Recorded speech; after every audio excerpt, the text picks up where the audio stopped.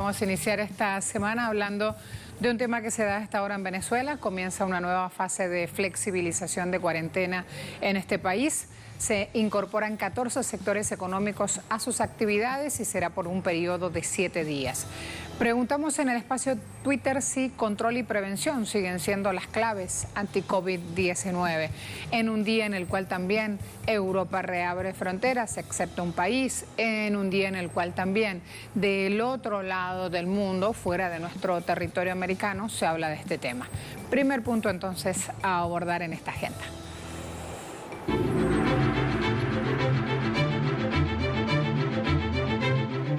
Venezuela inicia una nueva fase de flexibilización de las medidas de confinamiento voluntario con la incorporación de 14 sectores económicos a sus actividades durante 7 días. Los sectores a incorporarse son los servicios de ópticas, papelería y librería, fabricación de electrodomésticos, eventos deportivos, gimnasios impúblicos y centros comerciales. Asimismo, se prevé el reinicio de actividades laborales en centros de atención veterinaria, autolavados, servicios de encomienda, registros y notarías. La medida que regirá hasta el 21 de junio establece, entre otras medidas sanitarias, como el uso de mascarillas, guantes y un límite de pasajeros en el transporte público. Esta mañana en Agenda Abierta analizaremos el inicio de la nueva fase de la flexibilización impulsada por el gobierno de Nicolás Maduro, con el fin de reimpulsar la economía del país, garantizando las medidas de seguridad contra la infección de la COVID-19.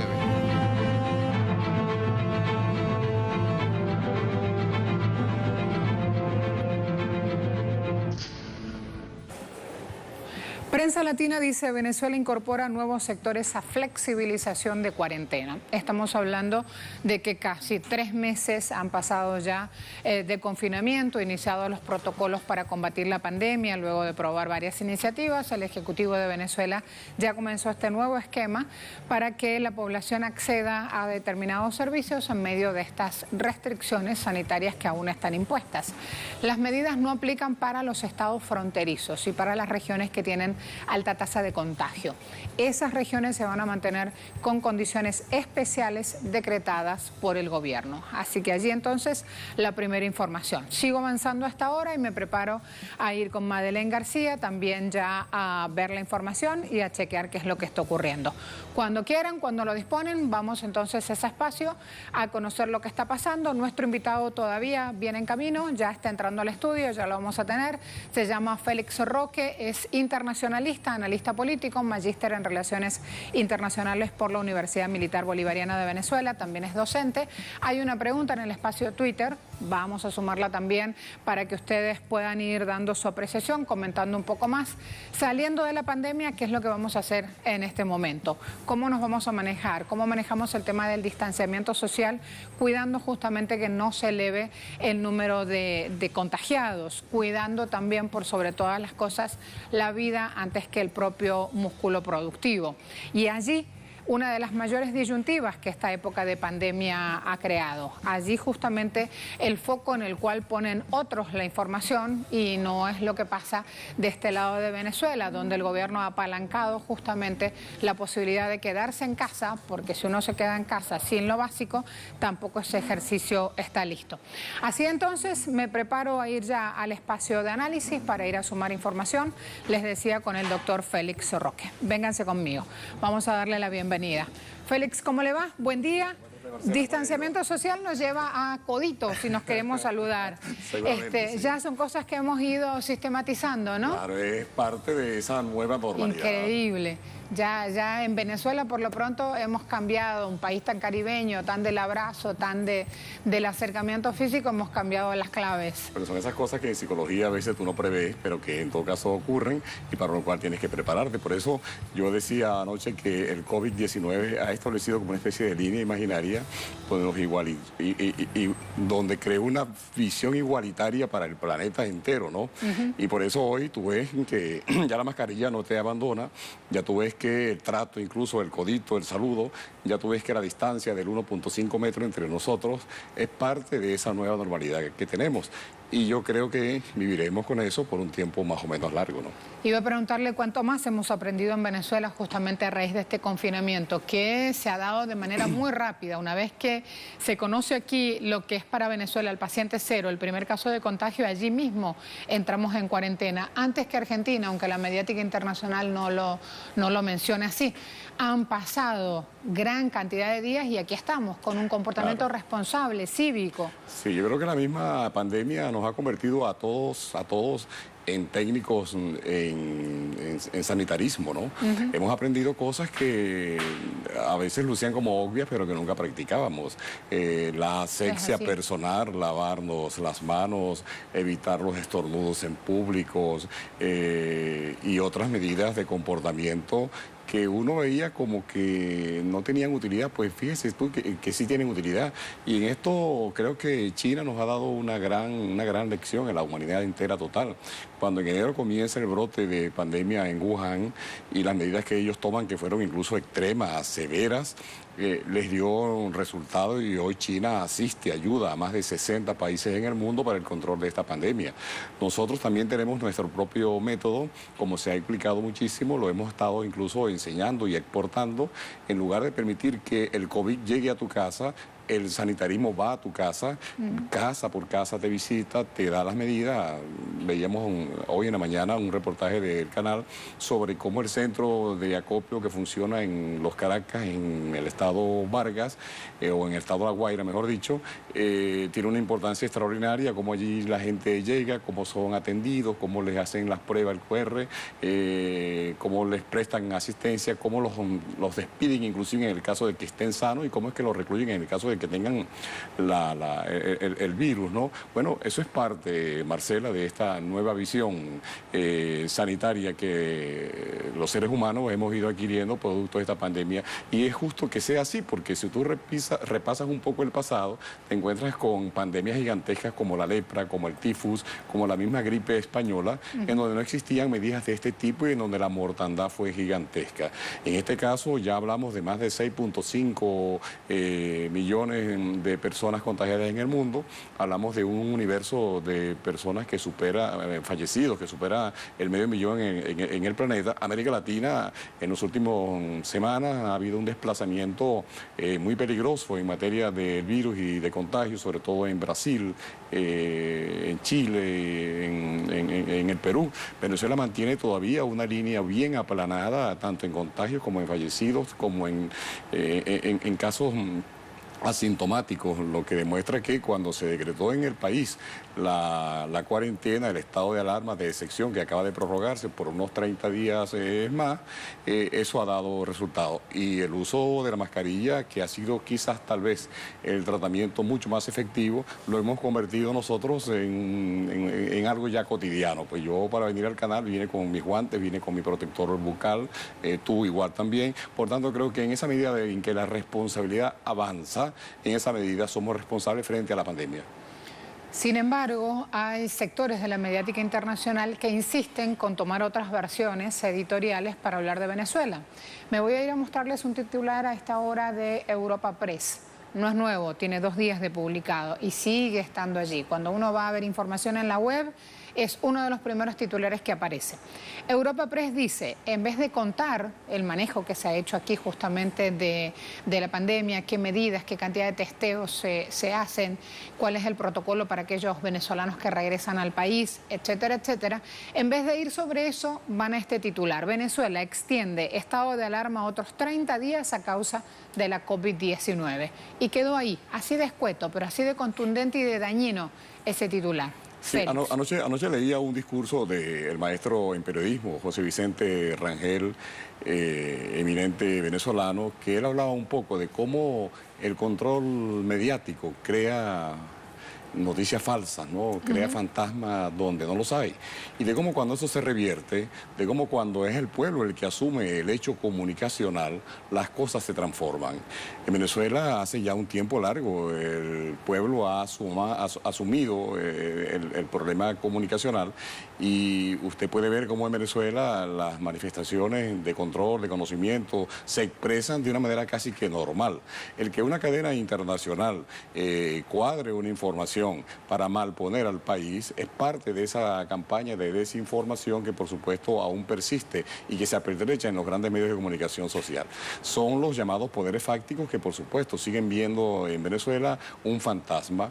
Se niegan a ver que aquí hay un régimen democrático, se niegan a ver que aquí existe en todo caso una pluralidad inclusive de compartir en las personas, se niegan a ver una situación nueva, Marcela, que comienza ya a visualizarse con creces en el país.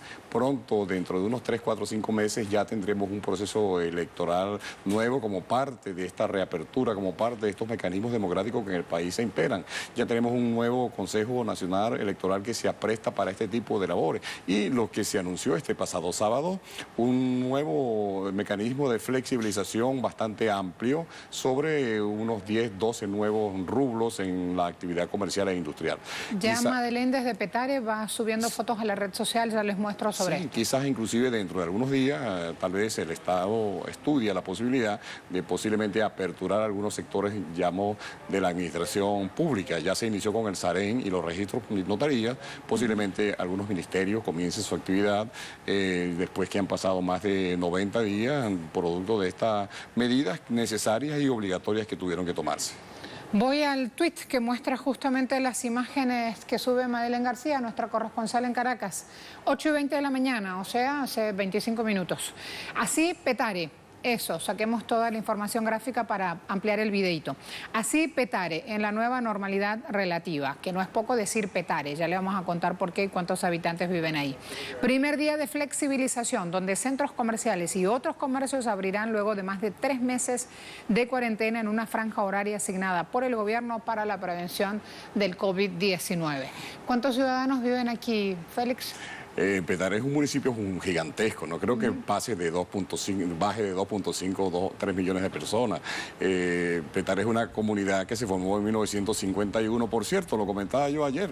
Ajá. Fue una alternativa que tuvieron los señores del Country Club para desprenderse de las personas humildes que llegaban del interior y entonces les compraron parcelas por 3 bolívares en eso que hoy es toda la comunidad del municipio Sucre, de Petare fundamentalmente. Y es un conglomerado tan popular, tan lleno de personas que tienen una vida cotidiana y que hoy veamos en ese reportaje, en esa foto que presenta allí Madeleine García, cómo la vida se reactiva, de cómo el comercio, de cómo las personas, marchas van a tomar incluso el metro, de cómo en Palo Verde, de cómo en La Dolorita, de cómo en los otros barrios que integran toda la comunidad gigantesca y enorme de Petare, se reactiva. Y así mismo está ocurriendo en Catia, y así mismo está ocurriendo en la parroquia del Valle, y así mismo está ocurriendo en casi todo el país, a excepción tal vez de los municipios fronterizos, donde la cuarentena se mantiene rígida, motivado a que por Brasil, por Colombia, hay focos de contaminación, de contagio, que es necesario contener y mantener. Sigo en redes, voy a esta publicación que también nos está dando un toque de alerta acerca de cómo se hacen las cosas. En China se han cerrado más de 10 municipios por un rebrote y esto ya a esta hora genera información económica en todo el mundo. Quiero ir a mostrarles un portal que en este caso es Ámbito, un portal específicamente de noticias económicas, tiene sede en Argentina, y Ámbito muestra este titular. Temor a un rebrote de la pandemia pone en alerta a los mercados, hablamos ya de mercados bursátiles, Félix, que caen en las bolsas y al petróleo.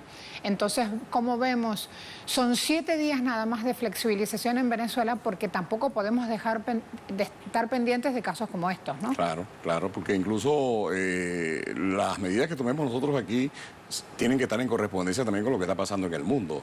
En Estados Unidos el brote pandémico continúa no solamente por las situaciones internas en ese país, las manifestaciones que vimos en todas las grandes ciudades por la muerte de George Floyd, sino que hay un proceso de contaminación gigantesco y de fallecidos enormes frente al tratamiento irresponsable que el presidente Trump ha dado a esta medida. Bueno, fíjese usted, en China este repunte que está ocurriendo y que está obligando a las autoridades chinas a tomar medidas drásticas como ya las tomó en enero y febrero pasado. El efecto de la pandemia en los mercados bursátiles, ya sabemos, hace como cosa de mes y medio, 2 meses, fue devastador, fue terrible. Bueno, el petróleo llegó a cotizarse en -0, usted recuerda eso. El petróleo nuestro, el petróleo venezolano bajó a -$7 en el precio del barril. Y que esto ocurra de nuevo tiene que llevarnos, por supuesto, a una situación incluso de alarma, porque Venezuela tiene relaciones internacionales muy fluidas. Venezuela tiene un producto de exportación como lo es el petróleo y otros minerales importantísimos también que se cotizan en los mercados. Y por tanto hemos de estar muy alerta de lo que pueda estar ocurriendo en este sector para tomar las medidas y las previsiones. Muchas veces uno en su casa se molesta, se desespera porque la situación de reclutamiento se mantiene, ¿no?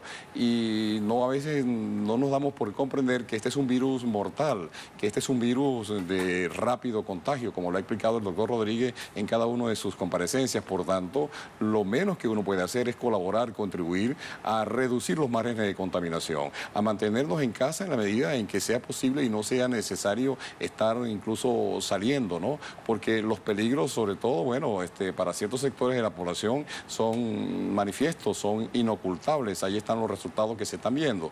Y en Venezuela, que tenemos un flujo importante de tránsito por nuestras fronteras, más todavía. Bueno, ya se ha dicho, más del 80% de los contagios en Venezuela son productos de los 60.000 y tantos venezolanos que han regresado. No son casos propios, autóctonos que surgen del país, no son los llamados procesos de contaminación comunitarios, no, son casos de compatriotas que regresan y que hemos de recibir, como por supuesto estamos obligados a ello, a su país, a su patria, y que lamentablemente pues traen el virus con ellos y entonces hay que atenderlo, ¿no? Por tanto, ante esa situación de contagio volátil incluso, hemos de estar previsiblemente preparados para asumir los mecanismos de control a los fines de evitar los riesgos. Ayer hubo 70 casos importados, como le llaman, ciudadanos que están entrando al país y que vienen contaminados. Voy a este número también, lo da Últimas Noticias, que es un medio de comunicación privado. Venezuela representa el 0,21% de los contagios por COVID-19 en Sudamérica. Hablamos de un número completamente contrapuesto a Brasil, a Colombia, a Chile. Desde el Palacio de Miraflores, cifras oficiales, aportaban entre Brasil, Colombia, Perú, Chile y Ecuador se centra la mayor cifra de mortalidad, 96% de fallecidos en el continente, y Venezuela representa el 0,4% del total de fallecidos en América Latina. Quiero ir con esto, Félix, en estos números que estamos actualizando al hoy, a lo que nos está dejando aquí la pandemia en Venezuela. Y tiene que ver ya con las condiciones económicas con las que nos vamos a encontrar, con las condiciones laborales, porque el tema del empleo es fundamental aquí, y con estas otras nuevas facetas de la vida productiva que van apareciendo en este país también. Y no solo se aborda como emprendedores, también el teletrabajo, hay otras formas de producción que también aquí en Venezuela se están dando. Creo que es un capítulo importante porque ¿y cómo vamos a llegar a fin de mes? ¿Y cómo vamos a llegar a fin de año? ¿Y qué va a pasar? Bueno, a ver, empecemos a hablar también de esto. Sí, bueno, en esto también es interesante establecer mecanismos de comparación. Nosotros venimos viendo los números de desempleo, por ejemplo, en países como España. 3.7 millones de españoles desempleados como consecuencia del cierre de las empresas. España hoy comienza un proceso de flexibilización también y de reincorporación de la vuelta al trabajo, ¿no? Igualmente ocurre en la gran mayoría de los países europeos la misma situación. En los Estados Unidos el cierre de industrias ha sido enorme, gigantesco, y en Brasil también, por supuesto, no se diga, ha ocurrido otro tanto. En Venezuela, fíjese usted que el llamado poder social en cuanto a la seguridad del Estado ha sido enorme. No solamente es que se ha mantenido una política incluso de bonos, una política de suministro de alimentos, sino sobre todo una política de mantenimiento del empleo. Aquí comenzamos con un plan de flexibilización del 7x15, que consistía en 7 días de labores, 15 días de cuarentena, en donde los turnos podían estar siendo rotados para la continuidad de las empresas. Es decir, que podía perfectamente un turno de 7 trabajadores una semana, 7 trabajadores la próxima semana y 7 trabajadores la próxima semana, semana, con lo cual se cumplían los 3/3 del mes. Ahora hemos ido a un ciclo de un 7x7, con lo cual se reproduce. Es decir, es un método muy nuestro, incluso de naturaleza científica. En Israel se estuvo ensayando científicamente una medida muy parecida a la nuestra, no igual a la nuestra, pero parecida, que también les ha dado incluso resultados. Y en el caso venezolano, es una medida que permite, por un lado, que el empleo se mantenga, por otra parte, que la cuarentena cubra los espacios de control de la enfermedad y, por supuesto, que la actividad comercial, industrial, pueda estar, por supuesto, en movilidad. Nos ayudó muchísimo la colaboración iraní con el envío de 5 buques con gasolina y aditivos para la producción de este elemento fundamental para la movilidad del transporte en la vida industrial del país, con lo cual comienza un repunte. Comienza un repunte incluso en tratar de poner en marcha de nuevo nuestras grandes refinerías, como es el Palito, Cardón, Punta Cardón y la refinería San Roque en el estado Anzoátegui, con lo cual se movió un avión militar justamente luego de la cooperación iraní. Claro, con lo cual en ese sector, inclusive energético, ya comenzamos a ver un repunte importante. Asimismo, en el sector de la manufactura, hemos visto a los representantes de Conindustria estar planteando incluso de cómo ellos comienzan también su actividad industrial sin mayores contratiempos, ¿no? En el campo, bueno, el suministro fundamental de alimentos lo podemos estar viendo en nuestros centros de acopio. Tal vez, por supuesto, haya que manejar el asunto de los precios, de enfrentar las olas especulativas que siempre se presentan en estas situaciones, con lo cual Venezuela puede mostrar hoy no solamente ese número que usted lee allí tan bajo de 0.3% en cuanto a los niveles de contagio, sino también un proceso interno de sanidad colectiva que nos habla y que nos dice que Venezuela ha, con sus medidas, logrado el control de la pandemia en un porcentaje muy elevado. Yo creo que, y es casualidad decir, que Venezuela, Nicaragua y Cuba en América Latina tienen números algo similares, algo parecidos, y son 3 gobiernos muy atacados por la derecha internacional, y sin embargo, fíjese usted que son gobiernos, regímenes democráticos donde se han tomado medidas severas, fuertes, sanitarias, que el pueblo las ha ido respaldando, porque en esto es fundamental decir, si no hay respaldo de la colectividad y del pueblo organizado, es muy poco lo que pueda lograrse en Venezuela, con todo y la situación que existe, con todos los problemas que podamos tener. El pueblo ha ido respaldando las medidas, el comportamiento ha sido ejemplar, ha sido notable, y yo creo que el principal conductor de la pandemia en nuestro país ha sido el pueblo venezolano. Bruno Rodríguez hace minutos dice: el neoliberalismo no ha podido hacer frente a la pandemia de COVID-19, mucho menos reducir la desigualdad en momento de crisis. Y este es un punto vital también, y este es el momento de abordarlo. En Estados Unidos el 20% de las riquezas se acumula en apenas el 0,1% de la población. Bueno, usted no sé si usted vio, me imagino que sí, hace cerca de mes y medio, 2 meses, las declaraciones del presidente chileno Sebastián Piñera, un hombre en extremo neoliberal, y un tipo que prefería la apertura industrial contra todo y pese a todo, olvidándose de el respeto que ha de haber por el pueblo chileno. Ahí están los resultados, cientos de miles de contagiados, un número de fallecidos demasiado elevado para un país hermano como lo es el pueblo chileno, ¿no? Atilio Borón lo ha venido diciendo, el neoliberalismo, si algo ha demostrado, es su afán por el control de un mercado, más no por el control de esta pandemia que tanto nos afecta. Seguidor de Simón Bolívar, el docente que hoy nos acompaña seguramente también va a tener claves históricas para darnos. Félix, algunos de sus textos para ir mostrando y sumando acá como bibliografía los temas que viene cubriendo. Bueno, hemos ido publicando algunas cosas sobre esto, inclusive hemos repasado algunas de las cartas del padre Libertador, incluso en materia sanitaria, que fueron muchas, inclusive, y las hemos encontrado por allí en los archivos y las hemos ido reproduciendo, ¿no? Por lo tanto, en Bolívar tenemos una fuente fundamental de inspiración cuando Bolívar enfrentaba situaciones parecidas en épocas de la campaña, en épocas ya de la independencia, incluso ya como gobernante, después del 19, después del 21 y hasta el 30, cuando fallece en Santa Marta. Obviamente en el Padre Libertador tenemos un acervo extraordinario e importante para poder armarnos de ideas, de pensamiento, de espiritualidad y de moralidad y sobre todo de sentido ético para comprender la necesidad de la defensa de un pueblo. Por tanto, siempre digo que en el Padre Libertador tenemos esa fuerza poderosa. Por eso esa frase de él, de que por la ignorancia no han dominado y no han conquistado más que por las armas, es una expresión, es una frase del Padre Libertador extraordinaria, para decir que en este caso de pandemia, si algo debe ayudar a la humanidad es el esclarecer, es el estudio, es el conocimiento, es el profundizar, chica, en las medidas sanitarias para evitar que el contagio se haga mucho más colectivo y se profundice y la enfermedad cunda, ¿no? Por lo tanto, en Bolívar y en otros, como incluso este sabio nuestro, Jacinto Convix, uno de los grandes sabios venezolanos que tantos años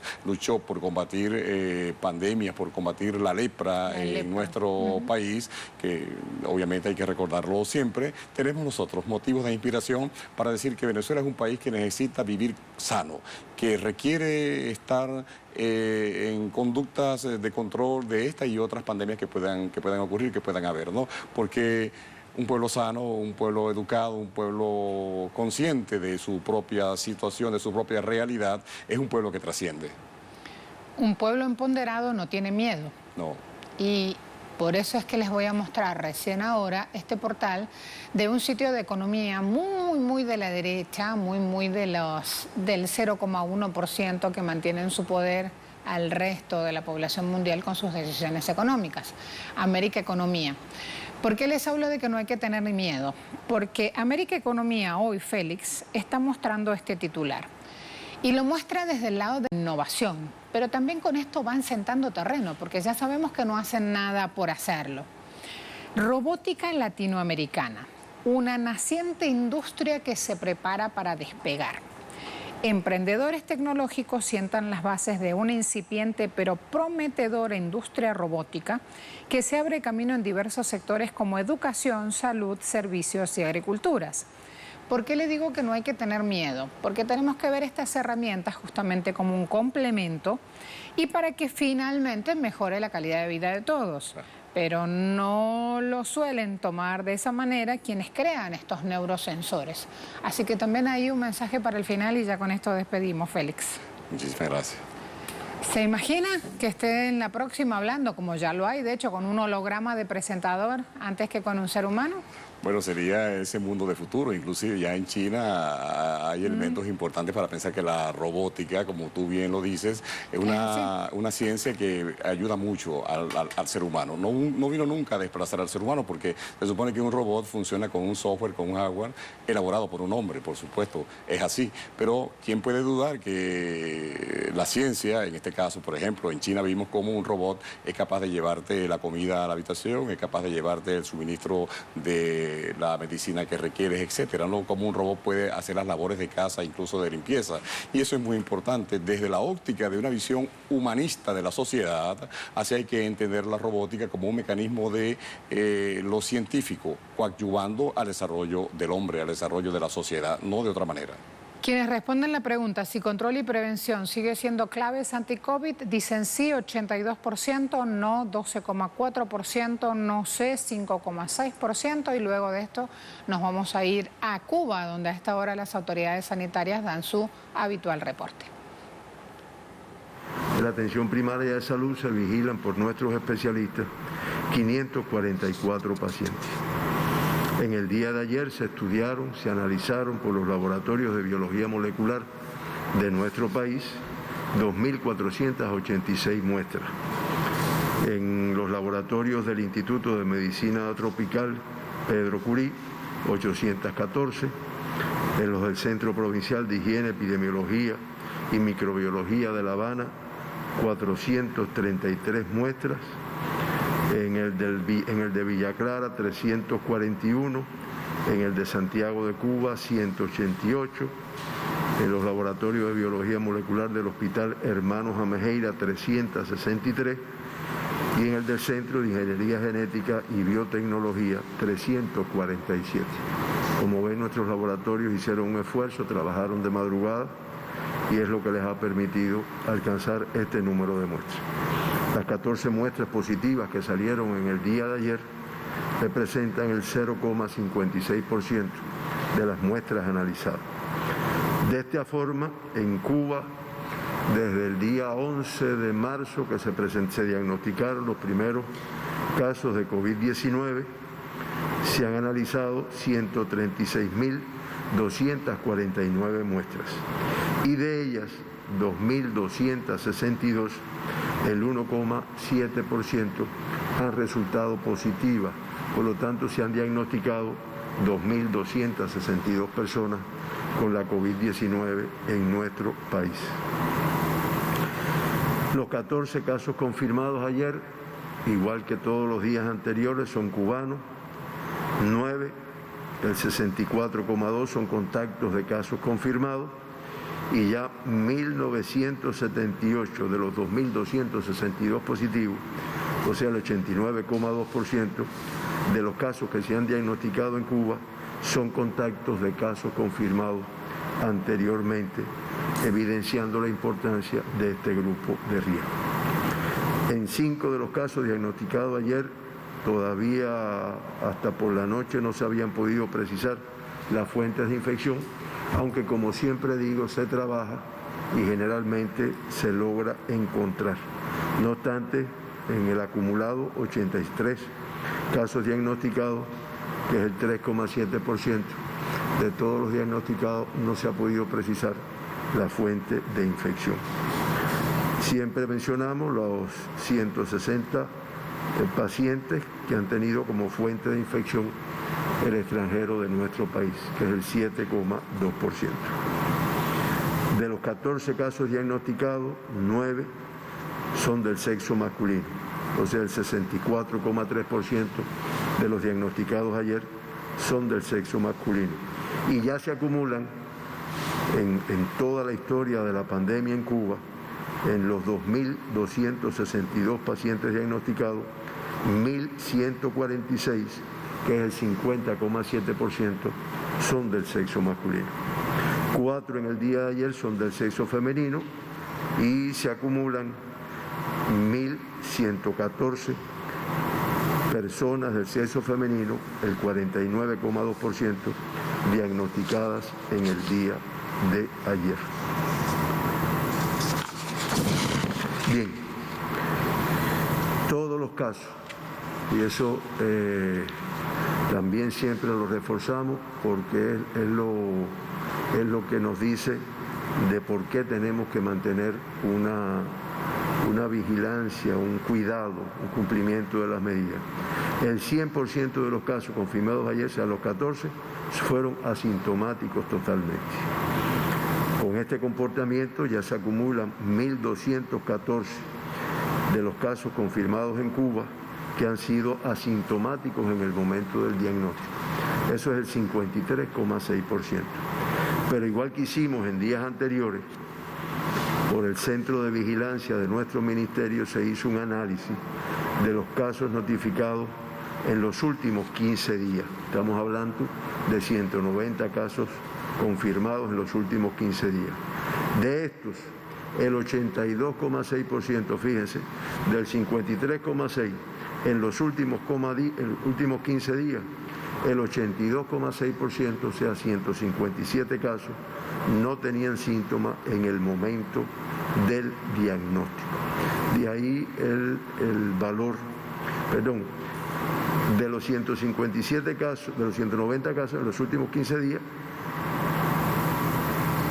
en el momento del diagnóstico 157 no tenían síntomas de la enfermedad. Estamos hablando del 82,6%. Fíjese cómo cambian este indicador. Del total de casos diagnosticados por grupos de edades, ayer no tuvimos ningún niño confirmado con la COVID.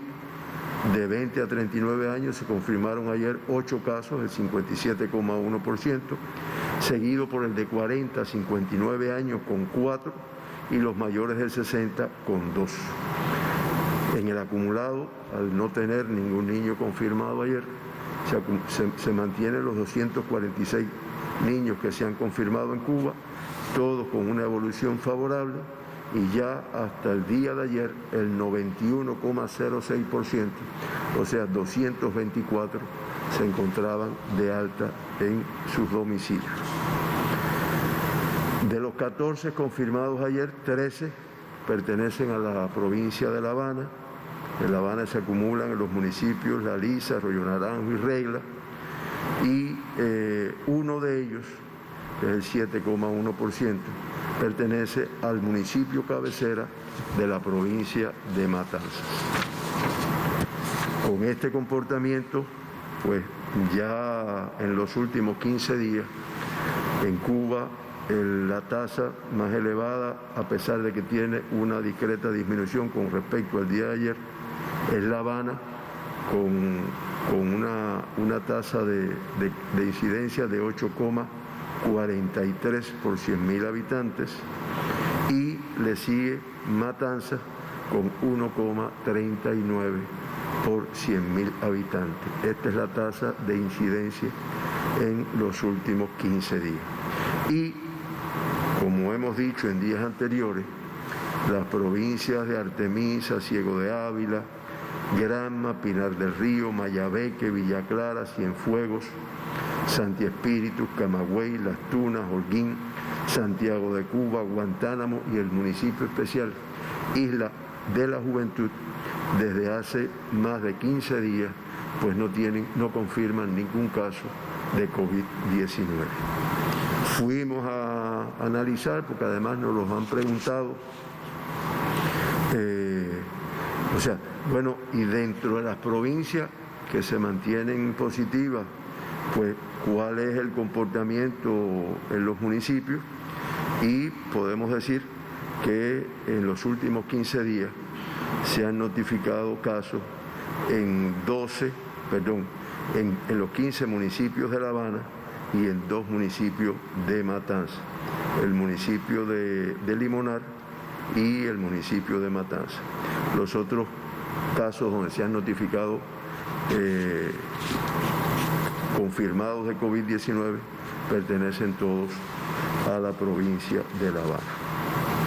En estos momentos, de los 2.262 pacientes diagnosticados, se mantienen ingresados, se mantienen activos, confirmados, 211. De ellos, el 97,6%, o sea, 206, presentan una evolución clínica estable, indicador favorable. Siempre lamentamos el fallecimiento de 84 personas, lo cual da una letalidad de 3,71%, y con esta letalidad, pues Cuba ocupa el lugar número 18 en cuanto a el número de fallecidos en la región de las Américas. En cuanto al número, no, en cuanto a la letalidad, el porciento de letalidad de la región de las Américas.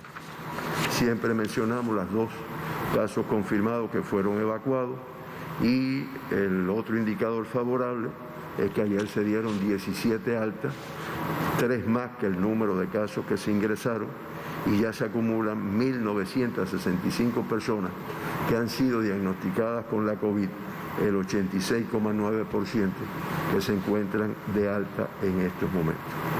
Hoy tenemos que informar de un caso crítico y 4 graves, y todos de aquí de La Habana.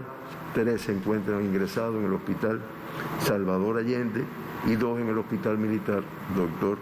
Luis Díaz Soto.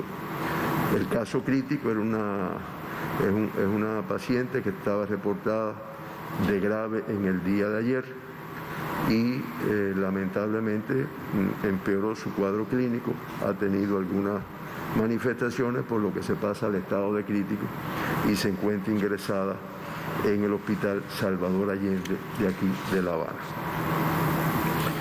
El mundo, también leíamos esta mañana las noticias, muy alarmante la situación de la región de las Américas, que, como se ha dicho, se ha convertido en el epicentro de la pandemia en el mundo. Recuerden que en otros momentos fue China al inicio, después el continente europeo pues también tuvo un protagonismo, y lamentablemente ahora nuestra región es la que lleva el peor comportamiento. Se mantienen, no obstante, los 185 países que han confirmado casos de COVID-19. Ya la cifra de casos confirmados asciende a 7.759.691 casos. Solo en el día de ayer se confirmaron 133.808 casos. Miren qué cantidad en un solo día de casos confirmados en la región, en el mundo, perdón. Y 430.127 fallecidos, 4.196 solo en el día de ayer. Eso nos da una letalidad de un 5,54% en el mundo. La región de las Américas, no menos complicada, en el día de ayer se confirmaron 69.851 casos para un acumulado de 3.788.548 casos confirmados en la región de las Américas. Ya representa el 48,82% del total de casos del mundo. En cualquier momento llegamos al 50% y lo más importante es que ayer fallecieron 2.765 personas en la región de las Américas como consecuencia de la COVID-19. Esto hace que tenga una letalidad de un 5,33%. Destacamos, porque así es, dentro de la región de las Américas, Estados Unidos de Norteamérica, que encabeza la lista de los países con mayor número de casos confirmados, con mayor número de casos fallecidos, alcanza en los Estados Unidos de Norteamérica 2.074.526 casos confirmados y 115.436 personas que han fallecido como consecuencia de esta enfermedad. Brasil, que esta mañana la televisión transmitía algunas imágenes, con 850.514 casos confirmados y 42.720 fallecidos. Ustedes dirán, bueno, siempre recalca esta cifra, porque yo creo que lo que hemos logrado en Cuba, con la conducción del partido, el gobierno, todos los organismos y la participación popular, tenemos que mantenerlo con el cumplimiento de las medidas para que no tengamos una situación por lo complejo de la enfermedad. Fíjense, el problema es lo complejo de este virus, lo complejo de su comportamiento, lo complejo de su contagiosidad, o sea, su alta contagiosidad, y lo que es peor, la letalidad que está ocasionando esta enfermedad. Es lo que pudiera decir de la situación del mundo, de la situación de Cuba. Y entonces, Héctor, escuchamos las interrogantes que pueda tener nuestra población y los medios de prensa. Comenzamos entonces, doctor. La primera pregunta, un usuario de redes sociales. Pausa rápida, la vuelta a otros temas, entre ellos Colombia. Este lunes, la Comisión Segunda del Senado de Colombia vota los ascensos de 6 oficiales, pese a que los partidos de oposición pidieron posponer el trámite. La jornada legislativa se realizará bajo expectativas debido a las investigaciones penales, fiscales y disciplinarias que recaen sobre algunos altos mandos militares. Las Fuerzas Armadas están siendo señaladas por hechos de corrupción y por los casos de las interceptaciones telefónicas ilegales. No obstante, se prevé que partidos y aliados al gobierno nacional impongan mayoría de los votos. Esta mañana en Agenda Abierta daremos seguimiento a la jornada legislativa, teniendo en cuenta las investigaciones contra uniformados por hechos de corrupción, interceptaciones ilegales y más recientemente los llamados perfilamientos.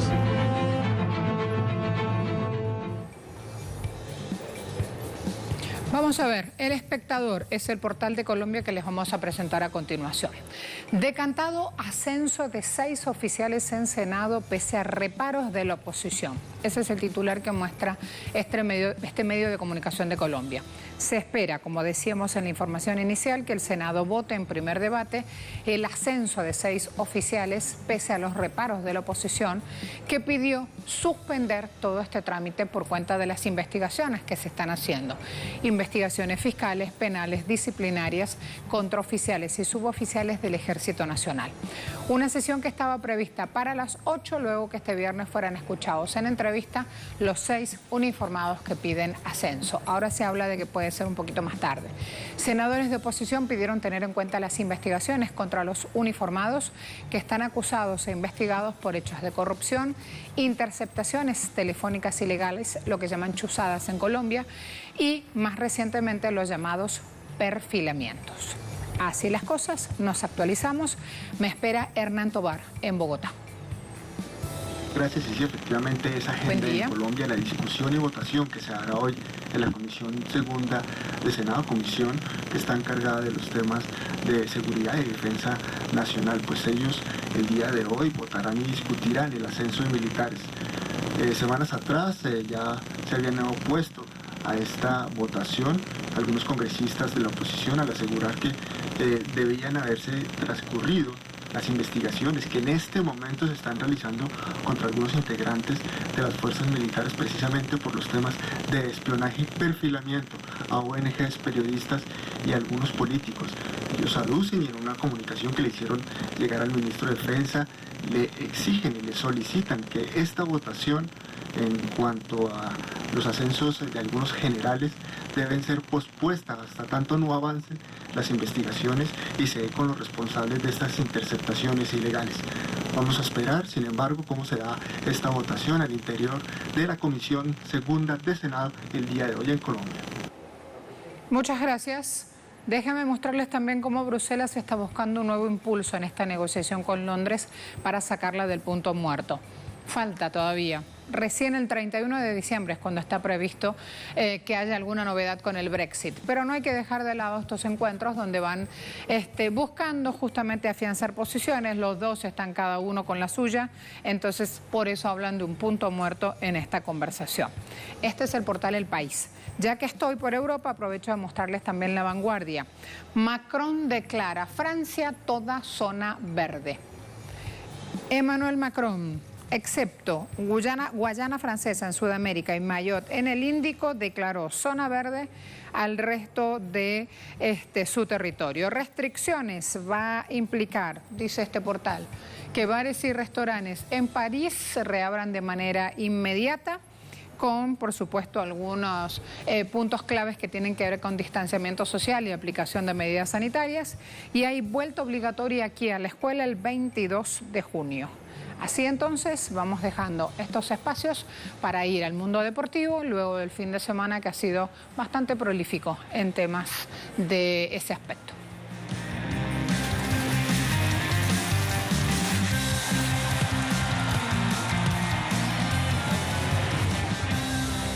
Richard Carapaz se prepara en Carchi para dejar a su país en lo más alto. Hace un año en el Giro de Italia le fue muy bien. A ver cómo se prepara.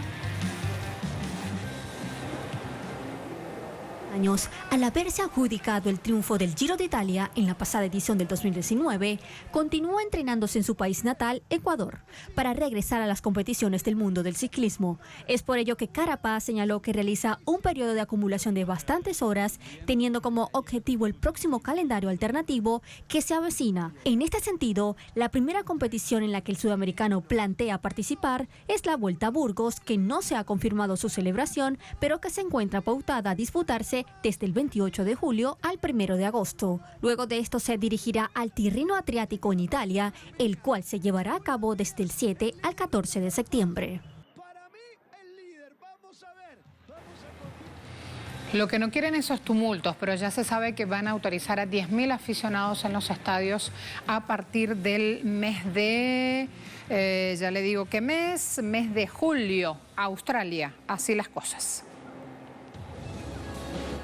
Así lo anunció hace pocas horas Scott Morrison, primer ministro de Australia, quien con esta medida sigue los pasos de su vecino país Nueva Zelanda, quienes tomaron las mismas ideas. Sin embargo, dicha medida no se tomará de manera inmediata, ya que es el tercer paso y va poco a poco, porque esta condición demandará mucho más trabajo de protocolos sanitarios que se deben seguir y tomar en cuenta.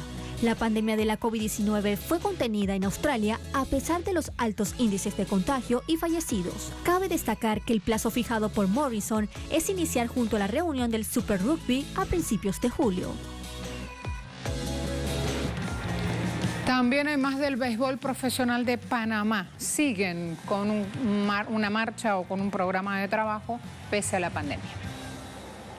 El béisbol en Panamá iniciará en diciembre de este año, pero bajo los protocolos necesarios para prevenir el contagio de coronavirus.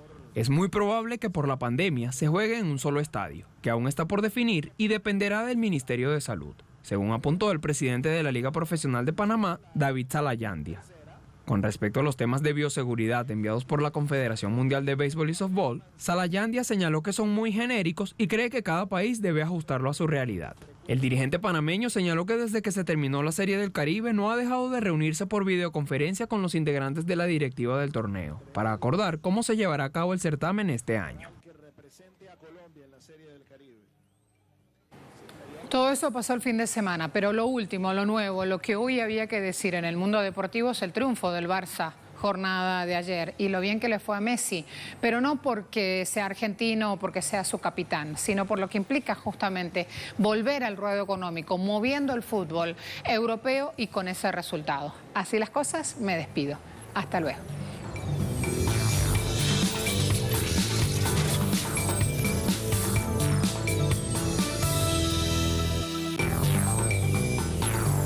Uno de los platos más versátiles de nuestra América Latina.